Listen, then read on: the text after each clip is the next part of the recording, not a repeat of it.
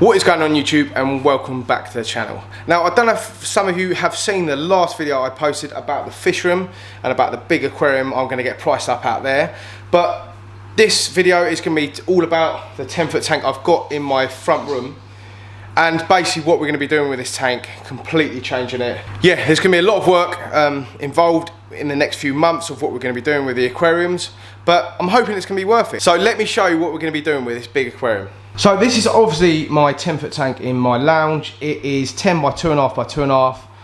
It runs 3 Fluval FX6s. It's got a lot of fish in it. To be honest with you, it is quite overstocked. But I've been given fish, and I've actually bought fish which I couldn't have turned down. So you know what it's like in a fish keeping hobby. If something comes up and you haven't got the room, you try and make room for it. We are doing a massive change with this tank. I spoke to Dom at India Aquatics last week about adding the sump to this tank. So obviously I've got the Fluval FX6s. Sorry, that is my dog. I need to just sort him out. He's got a collar on, which is doing his head in. Come here, Bruno. Come here. There we go. Right, sorry about that. So obviously my tank runs 3 Fluval FX6s. And they're doing a fantastic job, don't get me wrong. They're cleaning the water really well. Let me actually show you a long view of the tank. So as you can see, the water is pretty crystal clear, to be fair. I actually done a huge feed last night as well. But I had cleaned 2 of the FX6s out on Saturday morning, which was 2 days ago.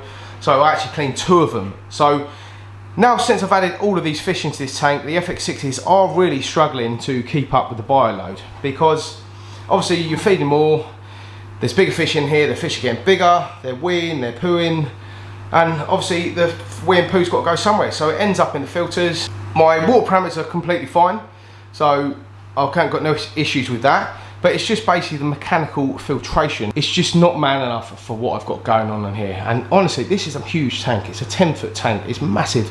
It doesn't actually look that big on the camera, but when you're standing next to it in person, honestly, it's a huge tank. Everyone who comes into my house is like blown away at the size of this tank. But like I said, I spoke to Dom at India Aquatics, and this is the plan. So I've got the Fluval FX6s in here, and we're basically going to be putting a big sump on this tank. So obviously we're going to have to cut down here. I'm going to get the grinder, cut there, so we can slide the sump in. I don't know what sump we're going to go on this tank, maybe a 6x2x2, maybe a 8x2x2, but as big as I can really. Then I can fit loads of alpha grog in it, filter floss, pads, all sorts of stuff. No chemicals obviously, because I don't really use chemicals. But yeah, it's really exciting, but obviously I've got to drain this whole tank down, take all the fish out of it, take the wood out, all the sand, everything, get it completely bone dry for over a week, and then let Dom come round. I'm going to obviously move the tank forward, and then he's going to come round, he's going to drill 3 big dirty holes at the bottom there, put a weir in, put all the pipework in, connect the sump up, and then obviously let it go off. And then I've got to obviously fill it back up, so there's a hell of a lot of work to do. But my plan is to keep all the Asian arowanas in this tank.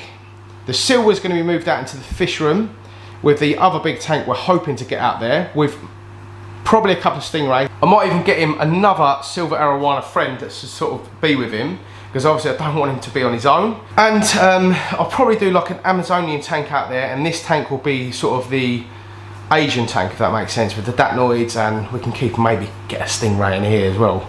But there's a lot going on. I've got some great plans coming up in the future. Obviously I'm fish mad, I'm into my fish so much, so this is the way around it, I think. I love my huge fish, so I think the only way around it is by getting another huge tank built out in the fish room, and obviously both of them are going to be running sumps, because I'm finding it really hard to get the time to come home after work, do my, obviously the water change is the easy bit, but when you've got to take out 1, 2, 3 canister filters and clean them regularly, it is a lot of hard work. Honestly, them filters probably take me, I don't know, 25 to 30 minutes to clean. You have to take them out. Obviously you clean them with the water change, so you use the buckets, you keep loads of dirty water in the buckets, clean the sponges out, rinse the ceramic rings through, so there's a lot of work involved in them. They are a fantastic filter, don't get me wrong, they're a really good filter at cleaning fish tanks.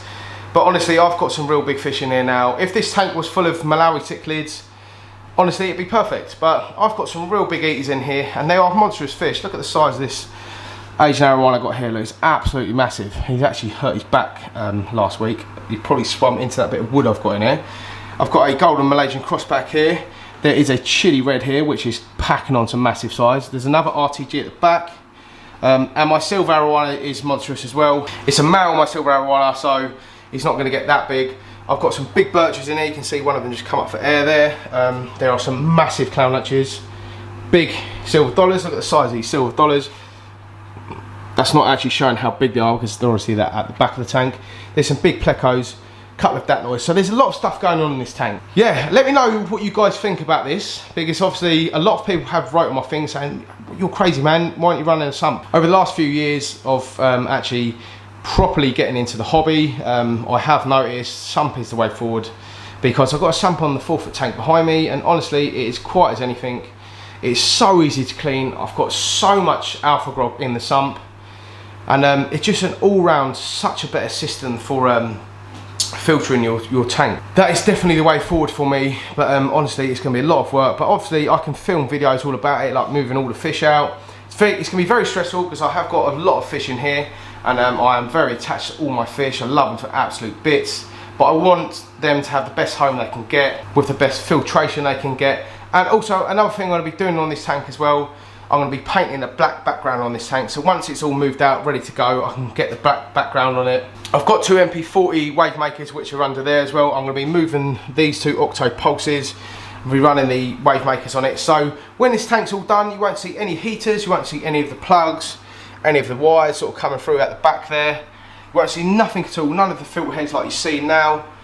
I've lived with it for about 3 years now, but like this wire here, it does bug me. But when I was ordering this tank, I always ran big canister filters on my tanks. I've never had any problems. But honestly, sump is the way forward. It hides all the equipment and everything. But anyway, guys, I'm not going to go on anymore. Obviously, some of you out there know about sumps. You know how much better they are. And I just wanted to give you an update. Let you know what I am doing with this massive tank. I'm not closing it down. Don't get me wrong. I will be closing it down for a while, but it won't be forever. So it should be coming back a lot better, and I can't wait.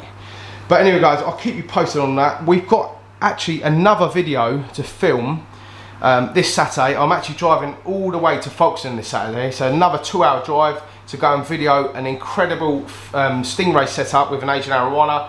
And opposite his house, he messaged me last night saying, also my mate opposite me has got an amazing reef set up in his house. He sent me a photo last night, so stay tuned for that. He's actually got 2 reefs in his house, so we'll be able to feature them on your YouTube channel as well. So there's lots of stuff coming up. But like I said a few videos back, if any of you out there really want your tanks to be featured on my channel, want me to come around and video your setups, let me know. Just drop me a text on, drop me a message in the comments below or on Instagram. I'm really happy to do it.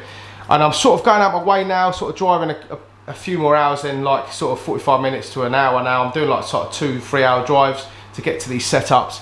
And I've got another really cool one to video in the next couple of weeks, who he keeps lots of birches like this. He's got loads and loads of birches, so I'm really excited to go and have a look at that. But anyway, guys, I won't go on any longer. Thanks for watching my video. As always, like and subscribe to my channel, ding the notification bell, and always keep it real, everyone.